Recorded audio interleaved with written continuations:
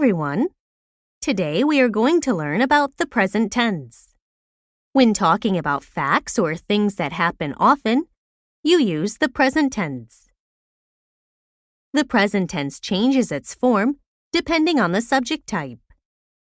For the first and second person, you use the base form of the verb. You also use this form for nouns in the third person plural. They appear.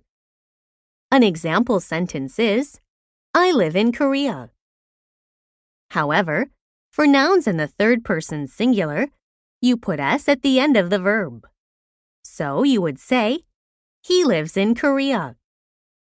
Normally, you put an s at the end of a verb that follows a third person singular subject. However, for a verb that ends with o, sh, ch, you add es.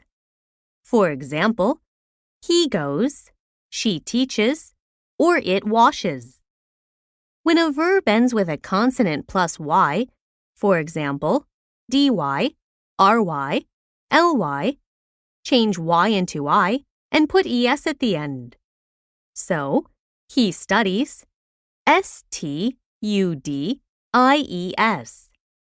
or she cries, cries. Remember that the present tense is often used with words like every, usually, and always to talk about repeated actions and habits. Now let's study the present tense negative.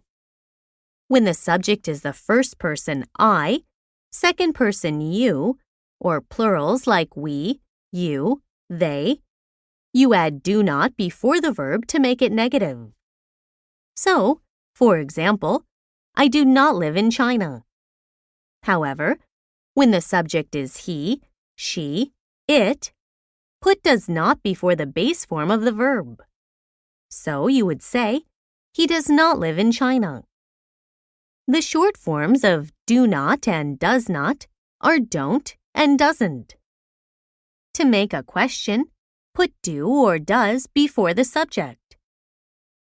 Never add an s to the end of the verb, even if the subject is in the third person singular. So, for example, do you live in China? Or, does he live in China? To answer the question, say, yes, I do, or yes, he does. Make sure you use do or does. For negative answers, say, no, subject plus don't or doesn't. Let's review today's lesson.